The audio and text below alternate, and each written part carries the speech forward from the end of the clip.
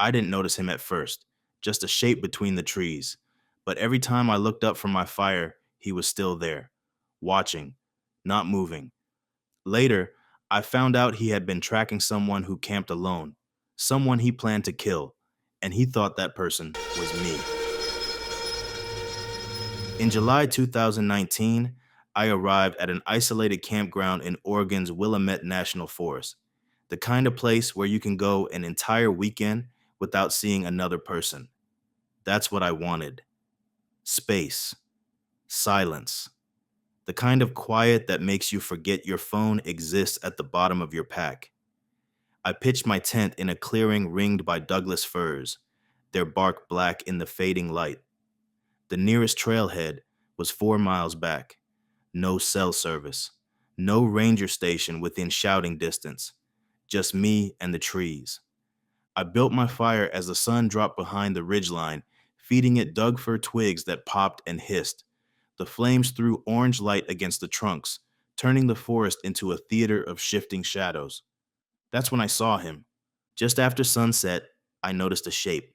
A man, standing between two trees about 30 yards out, just beyond the firelight's reach. He didn't wave, didn't speak, didn't move. I lifted my hand in a tentative greeting. Nothing. Maybe a hiker, I thought. Maybe someone who got turned around on the trail.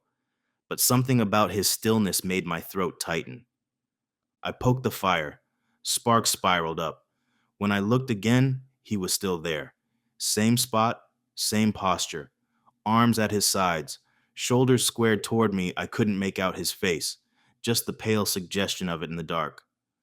Hey, I called. You need help? The forest swallowed my voice.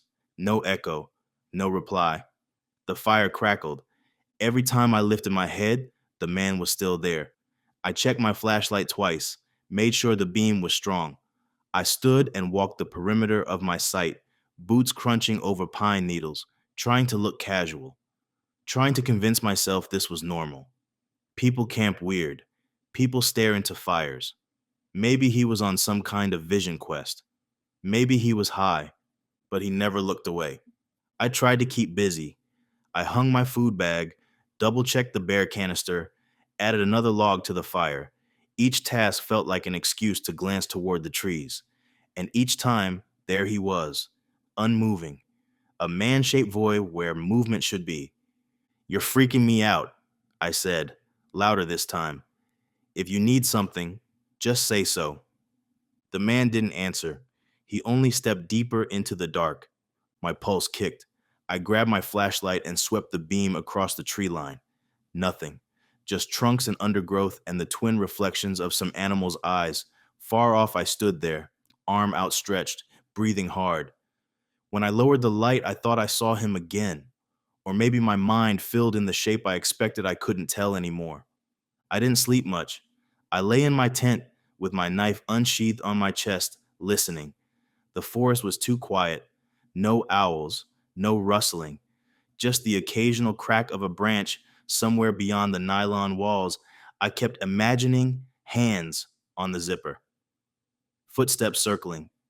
At some point, exhaustion dragged me under, but my dreams were full of standing figures and eyes that didn't blink. In the morning, I found footprints circling the site, not from one person, but two. They were everywhere. One set was mine, deep treads, size 11, the boots I'd worn all weekend. But the other set was smaller, smooth-soled. They came from the direction where the man had stood, looped around my tent, passed within feet of my cooler, then veered off toward the trail. And there was a third pattern, too. Drag marks, like someone had tried to obscure their tracks and given up halfway. My hands shook as I crouched over them. I touched one print, felt the damp earth. Fresh.